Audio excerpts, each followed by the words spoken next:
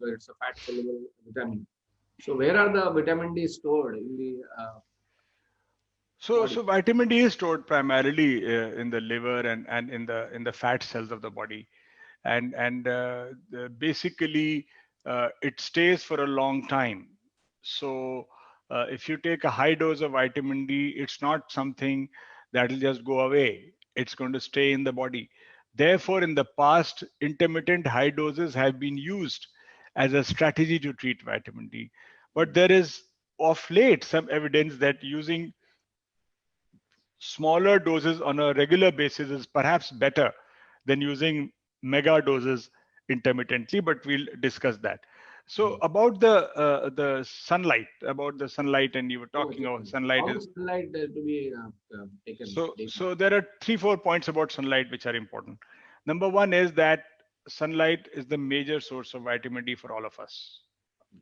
Number two is that you get vitamin D from sunlight maximally from say 11 o'clock to 2 o'clock or 3 o'clock, 11 to 3.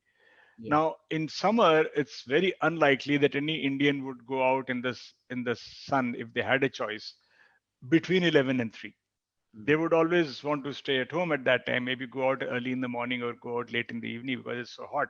But the truth is that the vitamin D is actually made in our skin primarily during that period. Okay, so that is one issue.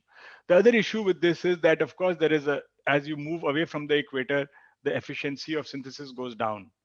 So if you compare Kanyakumari and Kashmir, you will make more vitamin D in Kanyakumari than you will do in Kashmir. So while vitamin D deficiency is pan India, the severity of the deficiency is more marked in the north. The third part in this is the cloud cover and pollution. So, for example, in Northeast, in areas, studies done showed synthesis of vitamin D is very, very low throughout the year because there is so much cloud cover and monsoon and all, there is no sun at all. So although it's not cold like the other north parts sometimes, but the cloud cover ensures that you don't make enough vitamin D. Yeah. And lastly, the pollution. So pollution is also a very, very important determinant of vitamin D levels.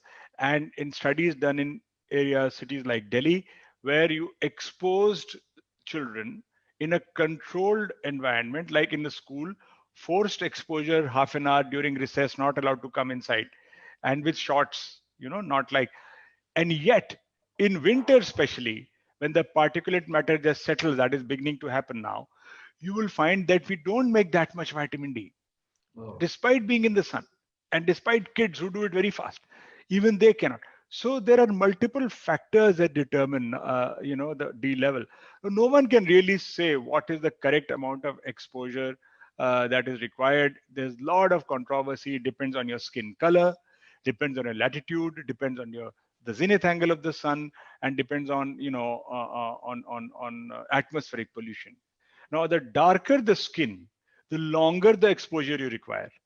So, for example, if a very fair skin, Northern European skin, Scandinavian, you know, if you have that kind of skin, if you go in the Indian sun, you will make vitamin D in 5 minutes, what you need. But we need 15, 20 minutes at least every day of sun. And it seems, yeah, it's nothing, but try doing it 15, 20 minutes in May or June. And then you see how hard it is if you have a choice. Okay, those would so the proof of that is that in studies done from the All India Institute on people who were rickshaw pullers or manual workers or exposed to the sun all day, their D levels were okay. yeah. So therefore we there are a lot of caveats about sunlight, no single formula. And then if you're from that section of society who likes to use skin creams, sunscreens, before you go in the sun to prevent sunburn, and so then it completely knocks out vitamin D production. If you're looking at making vitamin D through the light that comes in through the glass, it knocks out vitamin D production.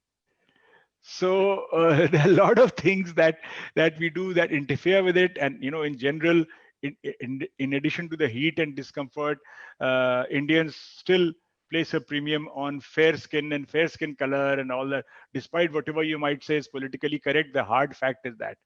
And because Indians like to do that, they don't go in the sun, We try to avoid. Those who can avoid, they avoid going in the sun. So those are the reasons how sunshine is connected.